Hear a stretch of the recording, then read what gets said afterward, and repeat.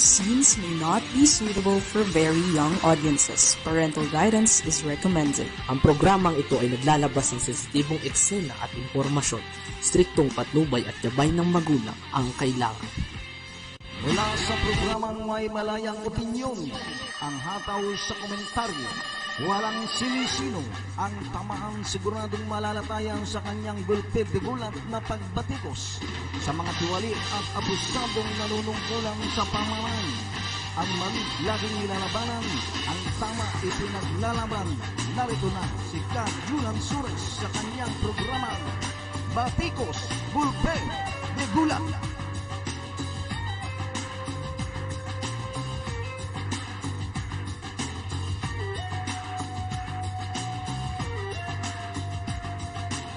Okay, isang magandang hapon, Pilipinas, Luzon, Visayas, Mindanao.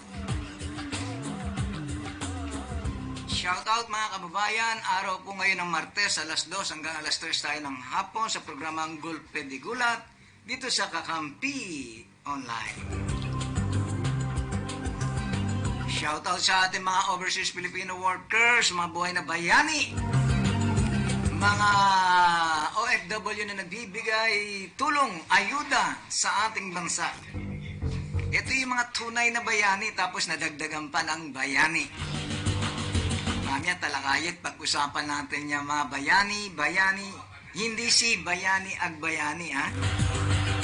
Ito yung mga tunay na bayani na nagbibigay, nagko-contribute ng karangalan sa ating bansa. Shout out mga kababayan! Ngayon ay Gulpid de Gulat, August 6, 2024.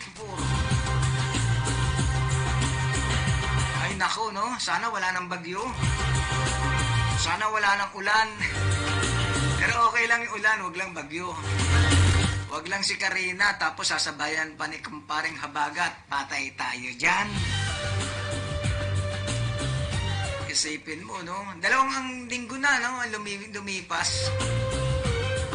Pero ngayon, yung mga kababayan natin na naging biktima ni Karina at ni Habagat, hanggang ngayon, ramdam nila yung hirap ng buhay. Paano sila babangon?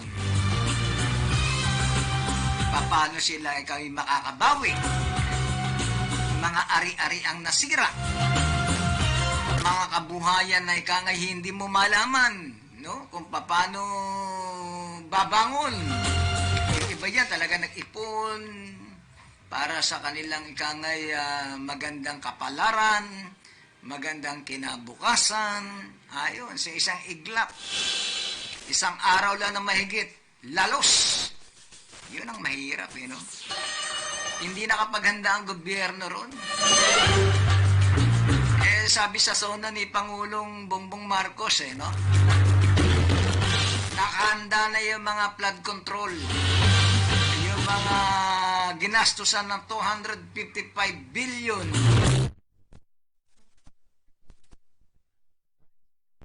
Kahit sinong Habagat, hindi tayo lulubog. Kinabukasan, ayon, buong Metro Manila, lubog. 255 billion. Actually, dapat nagtatanong tayo, no? Ano nga ba nangyari? Ay, yabang ni Pangulong Bongbong Marcos nun. Doon sa zona, yun ang kanyang binide, no? Kinabukasan, after zona, naramdaman na si Karina at Habagat.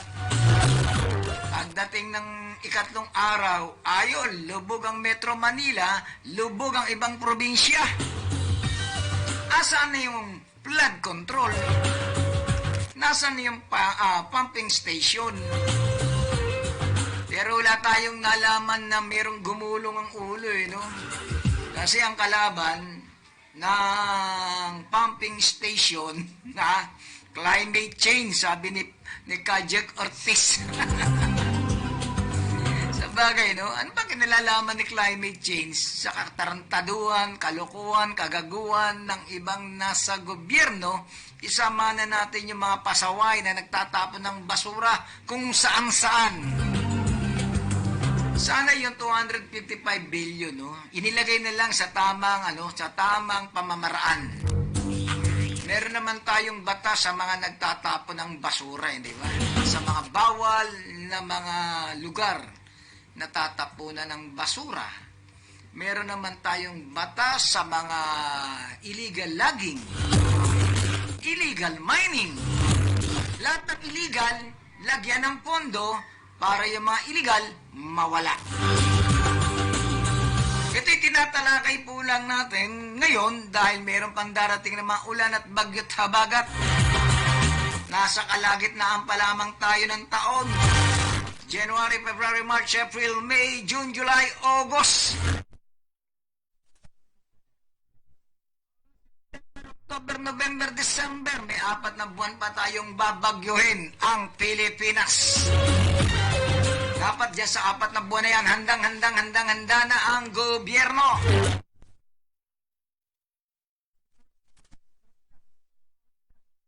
Dating sa uli, wala. Yun ang parting masakit, no? Bagamat 2 linggo na ang lumipas, ito'y ating tayo'y nanggigising lamang. Kasi paulit-ulit na lamang bayang kong Pilipinas.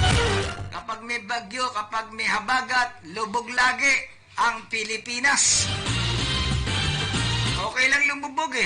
Ang problema kasama buhay, paglubog. Ilan yun namatay? Susme, sabi nga, di baling na masira ang ari-arian, mababawi yan eh. Pero kapag buhay ang nawala, mahirap nang bawiin. Kaya handa tayo mga kaibigan, mga katoto, mga kakumpayaret, mga kabayan. At mga ka-shout out. Ayan, share tayo no, sa ating mga tinatalakay sa ating programang Golpe de Golat. Talakayin, himayin ang mga nangyayari po sa ating mga paligid-ligid. Paano natin ihimayin ang mga nangyayari at problema sa iba't ibang panig ng mundo? Problema na sa kalikasan,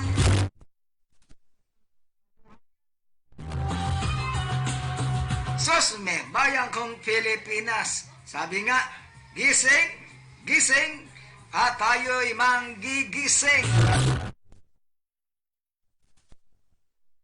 Sabi nga, kung wala pong manggigising, walang magigising, wala ring manggigising.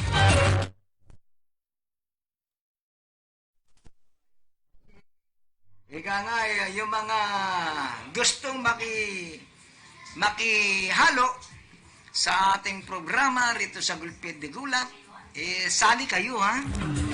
Basahin natin yung inyong mga komento. Yung mga gusto nyong pag-usapan natin para lahat po aware sa nangyayari po sa ating bansa. Lalo ngayon, bayan ko, naka, sabi nga hindi pinag-uusapan ng ekonomiya no? Hindi pinag-uusapan ng pagmahal ng bilihin. Hindi pinag-uusapan ng mataas na bayarin. Hindi pinag-uusapan lahat ng problema na nararamdaman po ng mga mahihirap nating mga kababayan. Usapan ngayon, mga kaibigan, mga katoto, eleksyon! Eleksyon. Yan, no? Buhay na naman. Buhay na naman ang dating natutulog na mga politiko na natutulog sa pansitan. Kaya ating himayin, ating pag-usapan, lalo na sa Maynila, ang sarap nung ikangay. Dito sa Maynila, hindi nawawala high tide. Sa inyo ba, Arvin, nagkaka-high tide? May high tide din? Oo. Wala na yatang lugar na hindi na lumulubog. Actually, tinalakay ko yan sa DWAD, no, na sabi nga, kahit nasa tambakan mo ng katakot-takot na pumping station ang bansa, kung halimbawa po may tiwali sa pondo na ilalabas ng gobyerno para makontrol ang baha, bayang kong Pilipinas, magbabaha dahil marami pong nangungupit, nagnanyakaw sa inilalaan na pondo ng gobyerno para sa mga problema natin sa baha. Ngayon sabi ko nga, mga kaibigan, tignan nyo 2 linggo na ang lumipas sa dulot ng bagyong Karina at Habagat, pinag-uusapan pa ba? Pinag-uusapan pa ba yung mga biktima ng Habagat at bagyong Karina? Di ba? Hindi na. Si Karina, wala na. Pero yung problema, nandito pa. Ang tanong, pinag-uusapan ba? Hindi. Basta importante, bawat bagyo, bawat habagat, bawat problema na nangyayari po sa bansa, bayang kong Pilipinas, yang baha, yang bagyo, yang habagat, nako! Swerte yan. Swerte yan sa mga tiwaliang utak na mga kurap na opisyal ng pamahalaan. Bakit? Kapag may bagyo, may baha, may pondo.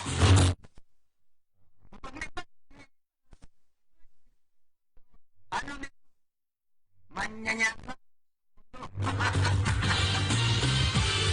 Yun ang sinasabi natin. Kung meron pong nagsasakripisyo sa baha, meron pong mga kababayan tayo na ika nga'y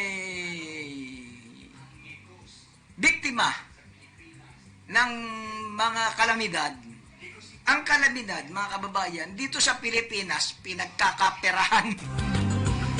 Isipin nyo, 255 billion.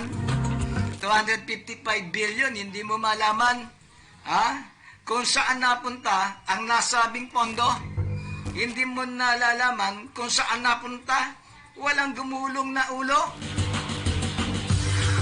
Ang itinuturo na may sala, basura. Ang itinuturo na may sala, salintik na baha, climate change. Katwiran. Ano magiging depensa ng climate change? Lagi na lang yan, bayang kong Pilipinas. Sabi nga, hanggat may illegal mining, hanggat may illegal logging, bayang kong Pilipinas, si baha, si habagat, mananatili po dito sa bansa. Kaya nagtataka tayo, may gumulong ba? Ano ba nangyari? Ala, asin wala. Di ba ganun Ganun lang ano nangyari? Sa biktima, sa investigasyon, sa pumping station, ano pa ba yung ginagawa ng gobyerno? Sabi ko, napakalaking pondo, napakalaking kwarta.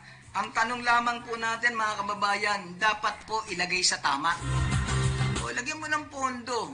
Kahit sinasabi ko nga po, meron pong batas na nagbabawal po ng pagtatapon ng basura sa mga bawal, lagyan nyo po ng pondo.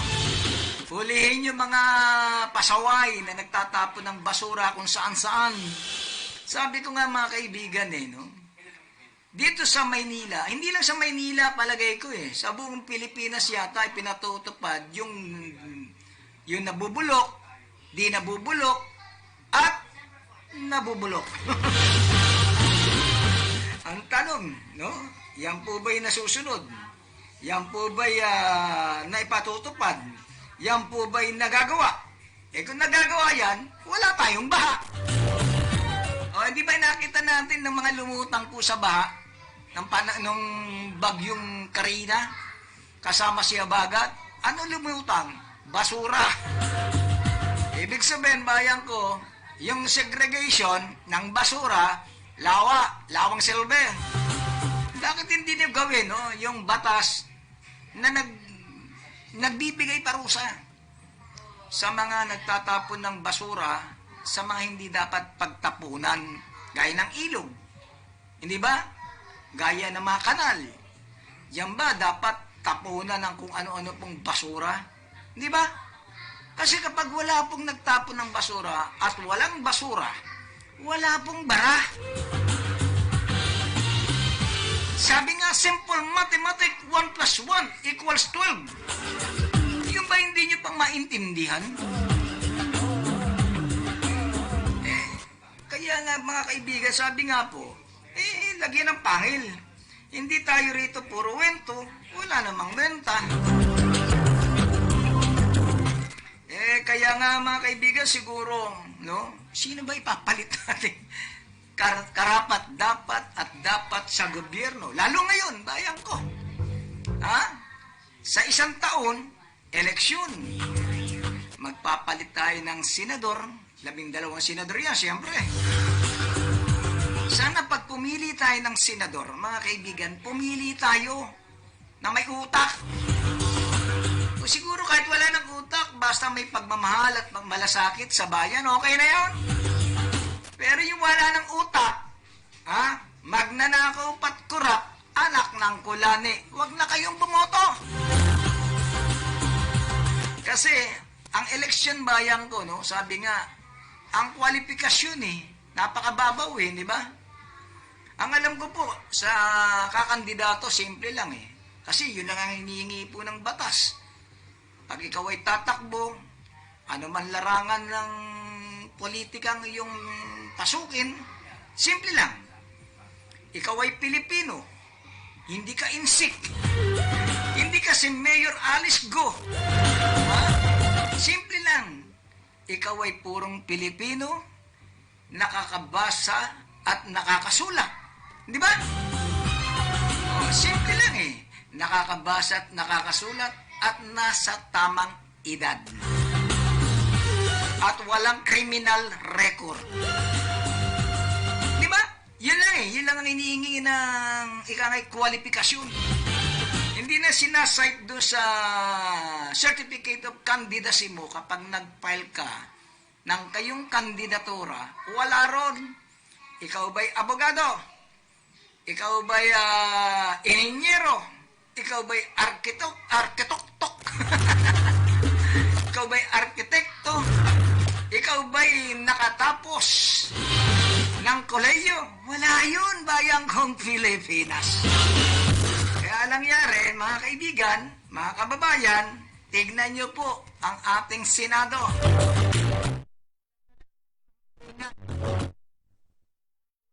Ikaw ay magtakwelahan. Bilang na bilang mo sa daliri ang may yuta diyan po sa Senado. Kaya sinasabi nga, mga kaibigan, dito sa Kakampi Online, sa programang Gulpid di Gulat, matuto kayong bumoto. Grado.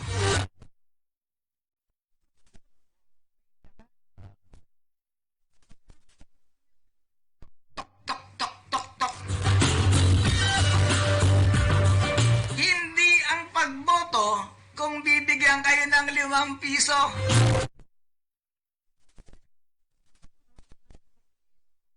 Sa 5 piso, 500 piso. 500 piso is 5 piso. Kapag sinabing piso, 100 piso. Kapag sinabing isang bulig, 1,000. Ang mga politiko na namumudmud ng kwarta. Pang eleksyon, pera na ang umuulan at bumabaha, hindi lamang sa Maynila. Sabi nga ang usapin ng eleksyon ngayon, hindi na po patalinuhan, hindi na pagalingan. Marami kang pera, pwede kang maging senador. Marami kang pera, pwede kang maging gobernador. Marami kang pera, pwede kang maging congressman. Marami kang pera, pwede kang maging mayor. Yun lamang po no? Ganun na lamang po. Ganun na po ang ikangay batayan ng pagboto. Tignan niyo po, bayan, no? Hindi ko na lang po lalahatin at hindi ko na rin babanggitin. Ang pinag-uusapan po, partikular sige, tutukoy tayo dito sa lungsod ng Maynila. Pamanin, sabi nga po mga kaibigan ang tamaan, bukol. Ang tamaan, sapol. Tignan niyo po Tignan niyo. May tatakbo sa Maynila. Sa Maynila po, ang labanan parang presidente. Alam mo yun, Arby? Ha? Ikaw, Arby, saan ka mo uwi? Caloocan. Ang usapin ba sa Caloocan tsaka usapin ng Maynila pagdating sa eleksyon, parehas?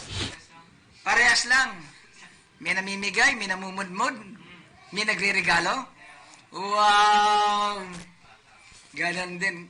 Katulad ba ng sa Maynila, ang bigayan, 20,000, 10,000, 5,000, 2,000? Ganon ba bigayan sa Caloocan?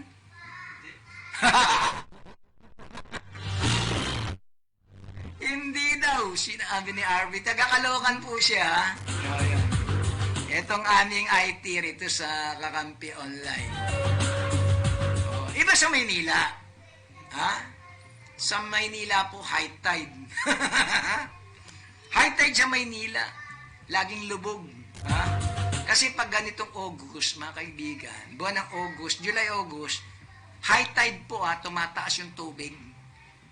Lumulubog yung ibang portion ng kalsada sa Maynila dahil mababa.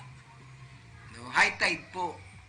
Yung pong high tide, tubig baha, galing po sa dagat, galing sa ilog. Yan pong baha na yan, perwisyo. Perwisyo po yung yung baha. Yung baha, yung tubig. Pag lumusong ka dyan, at may sugat ka, ihinang daga ang kakatay sa iyong katawan. Tawag po dyan, leptospirosis.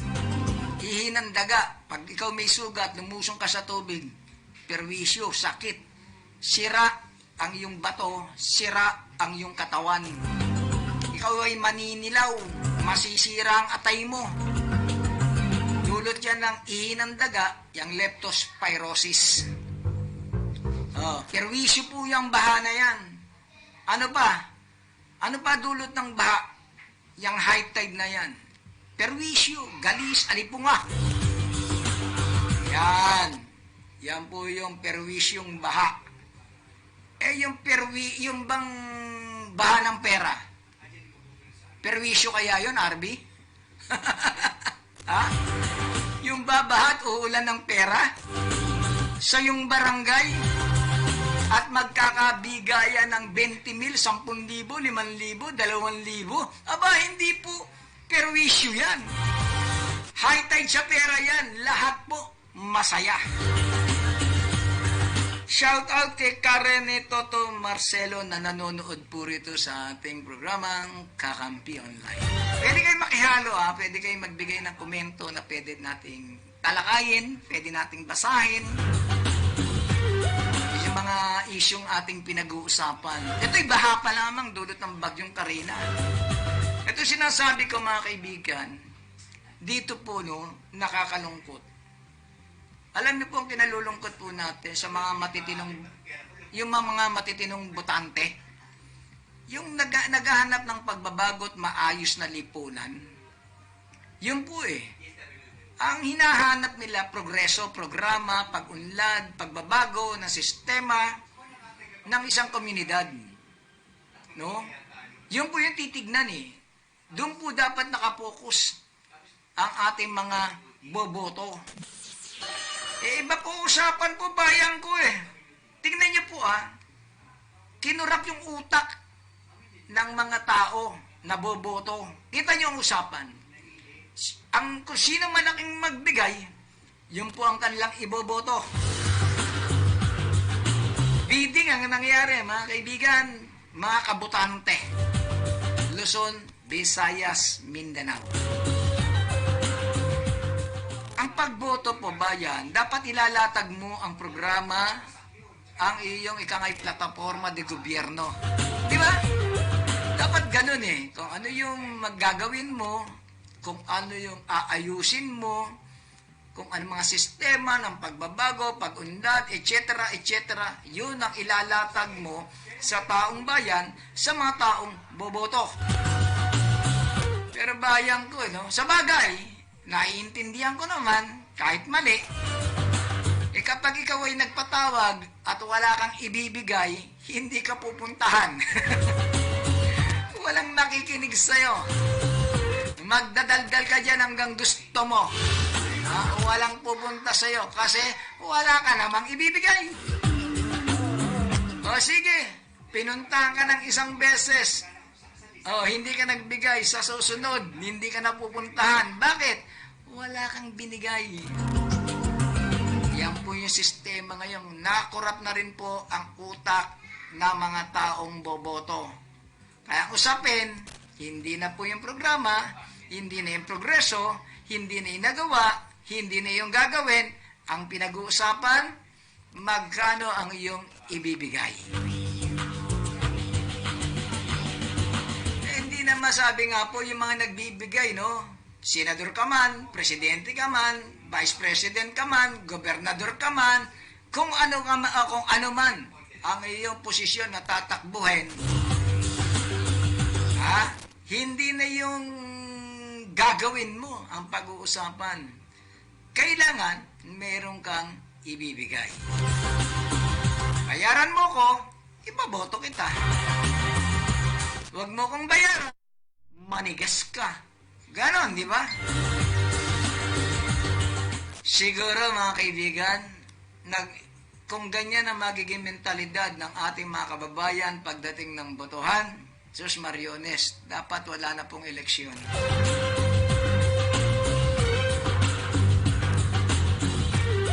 Dapat inaaral nyo po yung mga kandidato. No? Paano kung halimbawa magaling ang isang kandidato, walang pera, totoong tao, hindi nyo iboboto dahil walang perang ibibigay sa inyo. Ganun po yun, mga kaibigan, hindi ba? Pera-pera na lang. Ngayon, gumastos si kandidato. Gumastos ng milyon-milyon, daang-daang milyon, o 1 bilyon.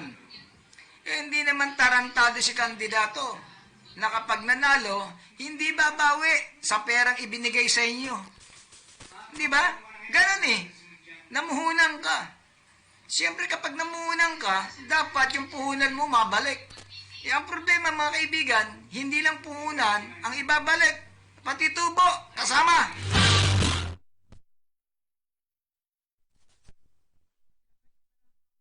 Tayo'y nagpapatiuna na sa mga botante. Luzon, Visayas, Mindanao. Bumoto kayo ng tama na kandidato. Hindi may tama sa ulo. Ay naku, bayan kong Pilipinas. Eleksyon pa lang ang pinag-uusapan natin. 2:39 na kagad po ng hapon. Ngayong Martes.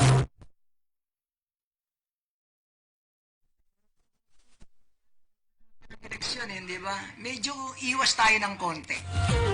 Punta tayo sa isang magandang pag-uusap. Nakakakonsume pag pinag-uusapan natin mga gunggong na politiko na bumibili ng boto. Shoutout kay Bilya Aguilar Car na nanonood sa atin. At syempre, sino kaya itong magandang lalaki? Siya Arvin Supnit na nanonood. Happy watching po mga kababayan. Minsan lang tayo mag-live. Sabi nga ni Arby tsaka ni Mampe, nabuhay ka.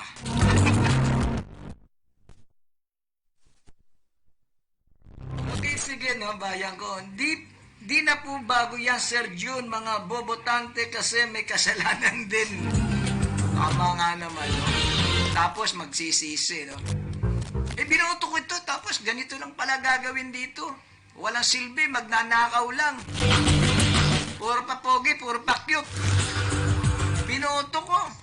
Wala ka palang sinabi. Yan tanong. Sasabihin ng binoto mong kandidato, bakit ka nagre-reklamo? Di ba binigyan kita ng 20 mil?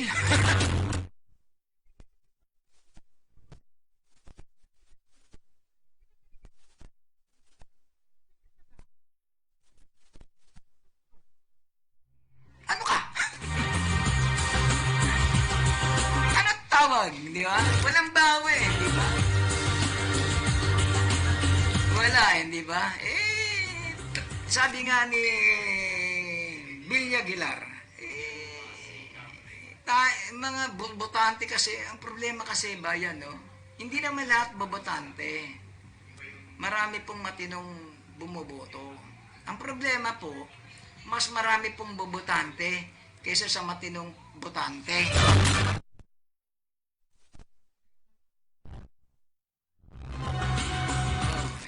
Huwag na tayong lumayo, no?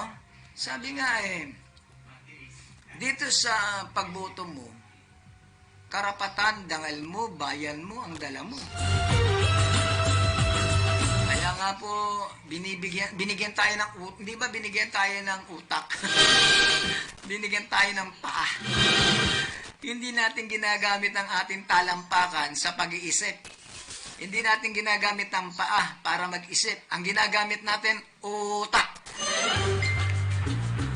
Kapag hindi mo ginamit si utak, lawang silbi. Ano mangyayari? Kaya hanggang sisi na lamang po, bayan ko. Okay, sige, bayan ko. List tayo ng konti. Dahil ka nga'y binigay na contribution ng ating buhay na bayani. Ito sinasabi ko po, binanggit ko kanina bago tayo magprograma, yung Overseas Filipino Workers natin dito sa Kakampi. Ang kapisanan, mga kamag-anak na mamanggagawang Migranting Pilipino Incorporated. Ito ang Kakampi. Ang Kakampi po, no? Ito po'y nakatuon po sa mga Overseas Filipino Workers. Mga buhay na bayani, mga natutulungan, mga komunikasyon sa ating mga kababayan, nagbibigay contribution para ang ating bansa patuloy na ika nga po'y umikot, patuloy na ika nga umunlad sa pamamagitan ng mga kanilang mga dolyar na ipinapasok rito sa ating bansa. Kaya kapag may problema po ang ating mga Overseas Filipino Workers, ang Kakampi Online, si Ma'am Peg Pineda Nicodemus, yan po ang ika nga boy lumulutas takbuhan ng mga OFWs na biktima po sa iba't ibang bansa. Bayani. Buhay na buhay, no? Kaya binabati natin ito si Carlos Yulo. Ito po yung no? Ang ganda ng ginawa nito. Sa 100 taon na pagsalin ng Pilipinas sa Olympic, no? 2 pa lamang ang nakapag-contribute ng gintong medalya para sa bansang Pilipinas.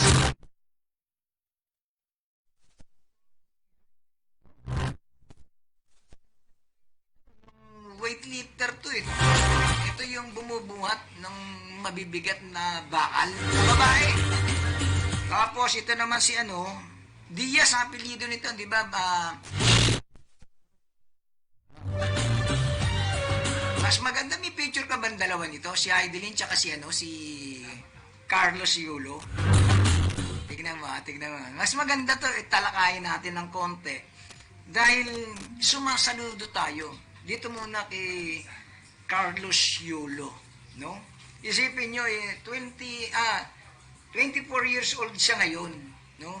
24 anyos itong si Carlos Yulo.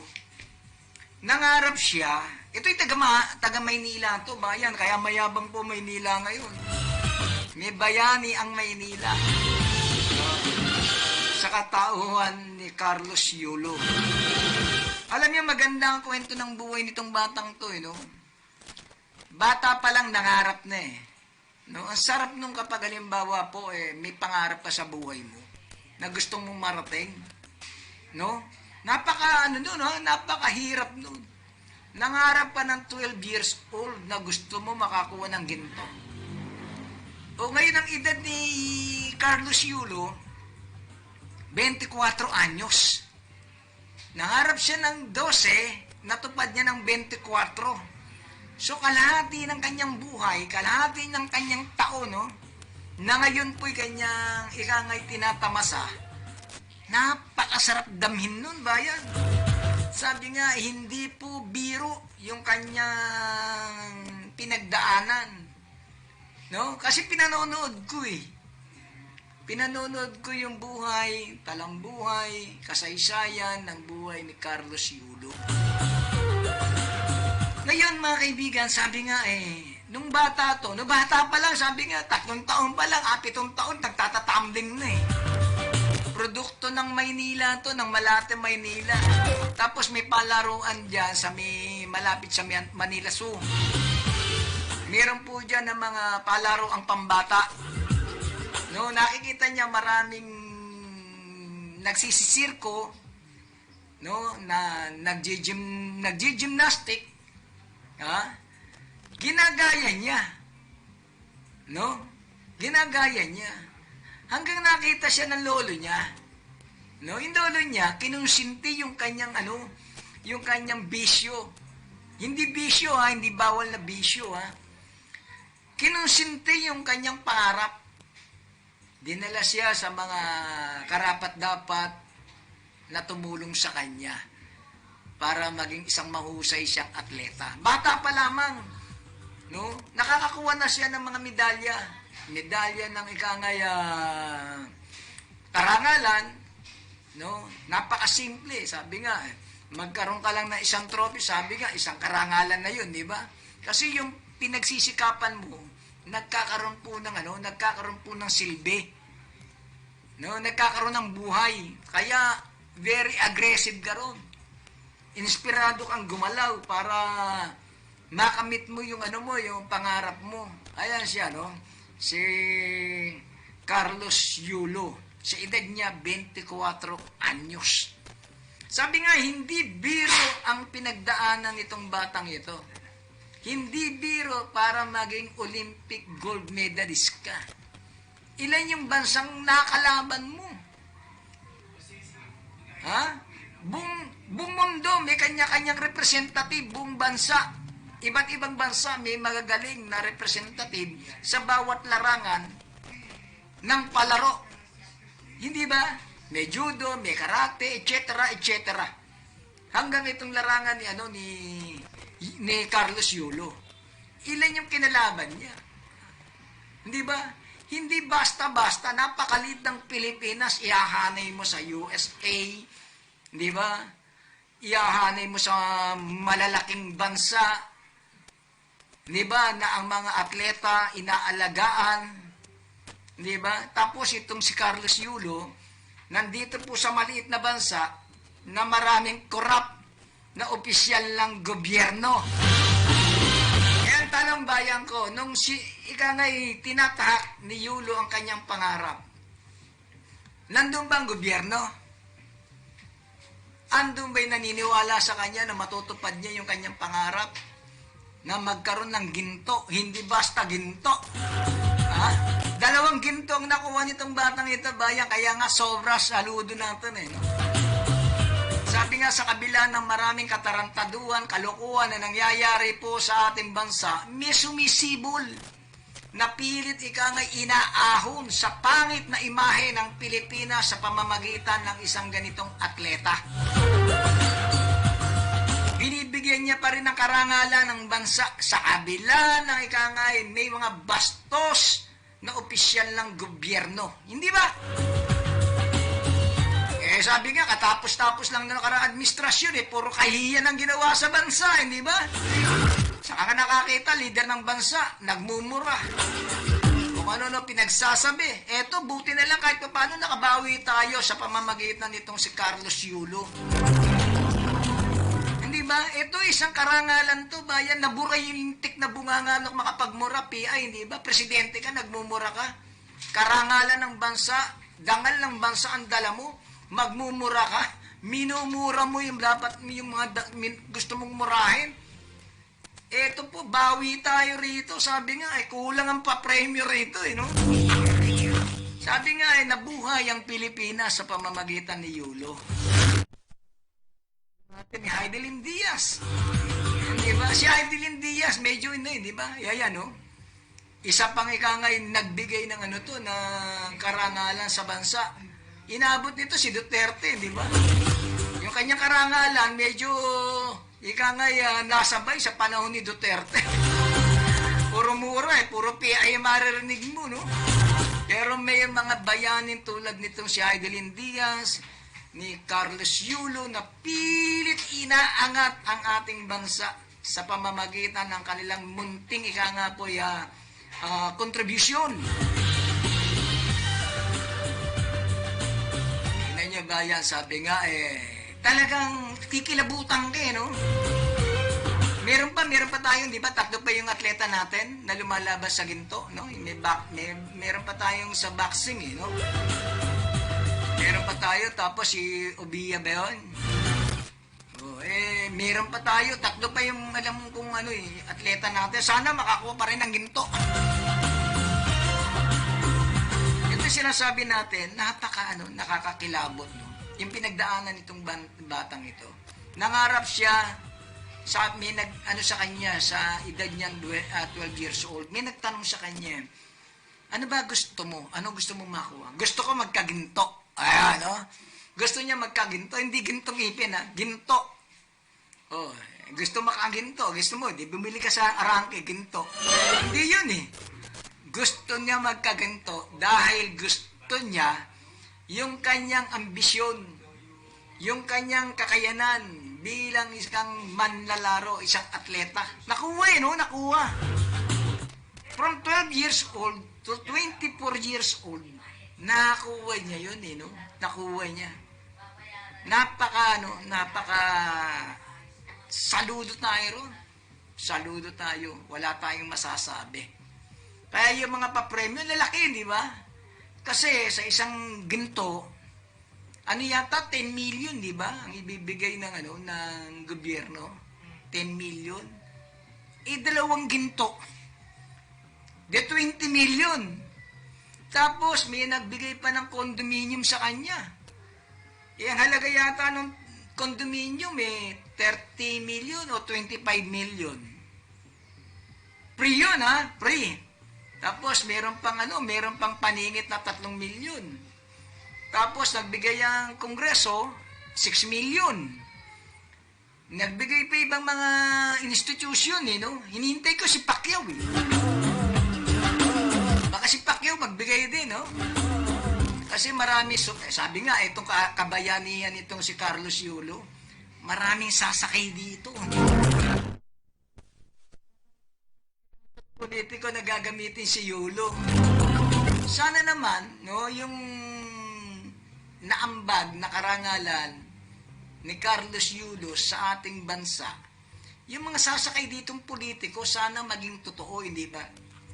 Sana maging totoo sila, no? Kasi, itong batang to, totoo Hindi biro no? Yung sakripisyo. Mahirap na pamilya itong pamilya ni Yulo.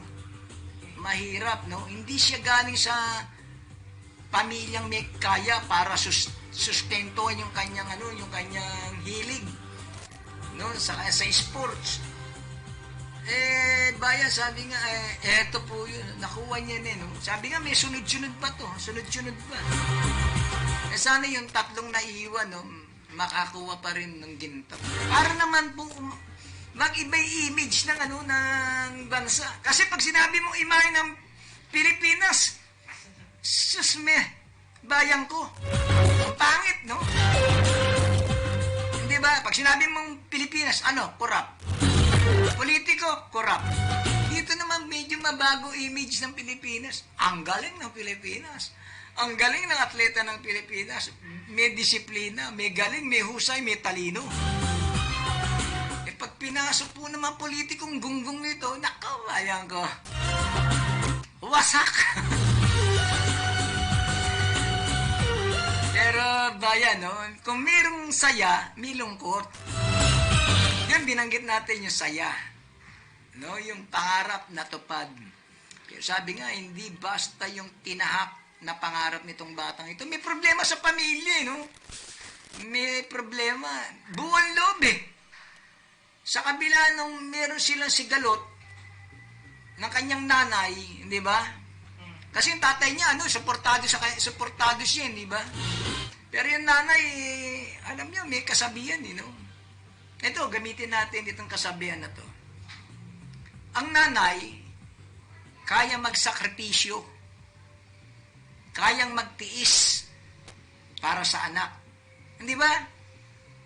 Yan ang kasabihan. Ang nanay, kayang ibigay ang lahat para sa kanyang anak. Maging masaya ka lamang. Di ba? Ganon eh. Ang ina, kaya nga tawag dyan, dakilang ina eh. Oh, hindi ba? May kasabihan nga, anumang pangit na ginawa mo sa magulang mo, ang ina, laging bukas palad para ikaw ay patawarin, para ikaw ay kupkupin, para ikaw ay alagaan at proteksyonan. Yan ang ina. Ito, medyo kikiling tayo ng konti. No? Sabi nga, bawat saya may lungkot. Pero sabi ko nga bilib ako rito sa batang ito, no?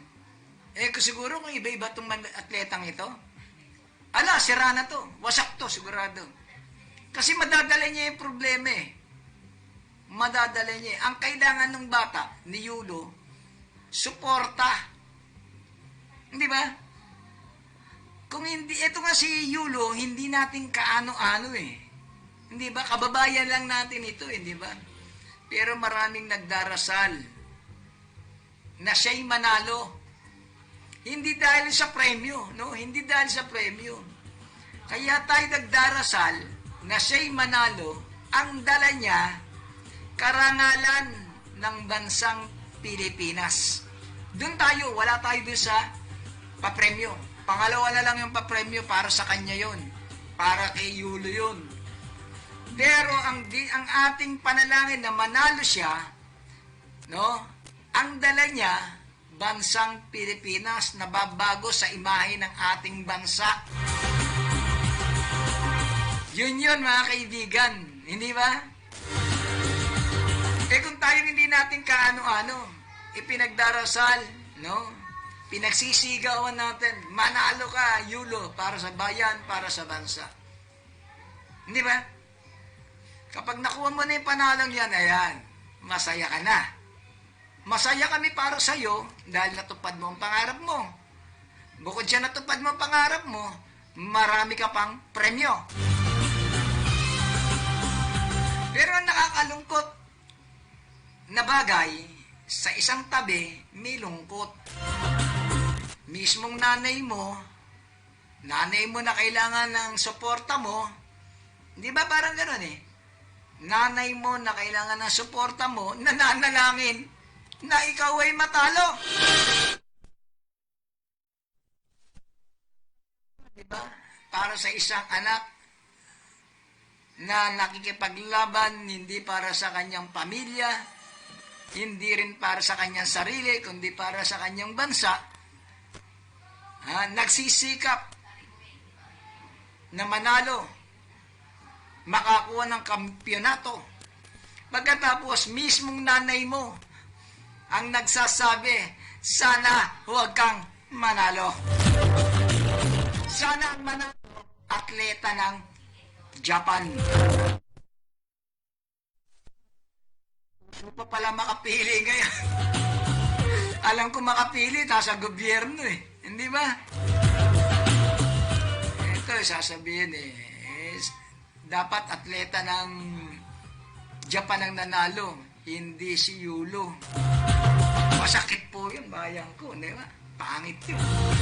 Tayo, hindi nga natin kaano-ano si Yulo Nabubuisit tayo, di ba? Hindi mo na sige, galit ka sa anak mo, di ba? Pero huwag mo na sabihin na sana manalo, bansang Japan. Hindi ba? Napakapangit po nun. Tsaka ang pinagtatalunan, hindi maganda pera, di ba? Sabi ko nga, ang nanay nakapagbibigay, nagpaparaya yan. Ang nanay ginagawa lahat para sa kanyang anak. Pero itong nanay na to, patawarin po ako Hindi ko alam ang tunay na problema, pero pag bansa na po nakataya, walang nanay, walang anak. Dapat alam po ni nanay yun Yan pong yung pera kinikita. Ang karangalan po. Nako, bayan ko, sabi nga, magpapalit-palit ang salinlahi mo. Itong ginawa ni Carlos Yulo. Nakatatak po. Nakasulat ang kasaysayan sa bansang Pilipinas. Isipin mo 100 years na tayong sumasali sa Olympic, hindi tayo nananalo. Dalawa pa lang nakapagbigay po ng karangalan po sa Olympic. Ito po si Heidelin Diaz, tsaka po itong si Carlos Yulo. Ewan ko si Paing na Pumuseno, no? Olympic yung pinanalo nito. Pero alam ko, dalawa pa lang ang nakapagbibigay ng gold. Kung may maliman po, o pa man no? Pinanganak tayong politiko. Walang laman ng ulo. Di po, sorry, no? Joke lang po yung sinasabi natin. Ito po, napapag-usapan lamang. Ito'y tinalakay lamang natin. Sabi nga, tapos na. May laban pa po yata itong si Yulo. Meron pang kakaraping laban. Pero yung sigalot nilang magnanay tungkol sa pera, nakabayan wala na tayong pakialam doon. Basta ang katwiran ko, ang karangalan, nararamdaman po ng sambayan ng Pilipino sa pamamagitan ni Carlos Yulo. Yun ang nararamdaman ko, ako'y Pilipino.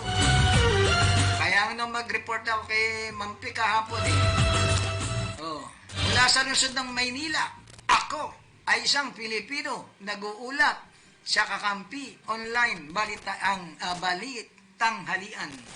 Nilagyan ko, di ba? I'm proud, sabi nga, Pilipino ko. Naging Pilipino at pagiging buhay ang Pilipino ko dahil kay Carlos Yulo. Ewan ko kung iba nararamdaman yun,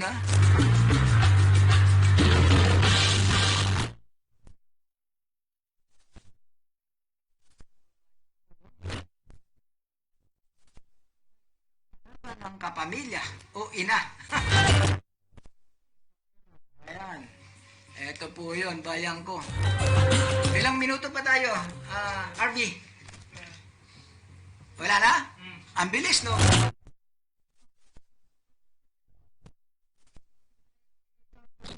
Anyway, mga kababayan, no? Iabangan niyo po yung susunod na programa. Ang Tinig at Pintig. Sa malayo man, kapag may tinig, ikaw ay maririnig sa programang Tinig at Pintig ng ating kaibigan.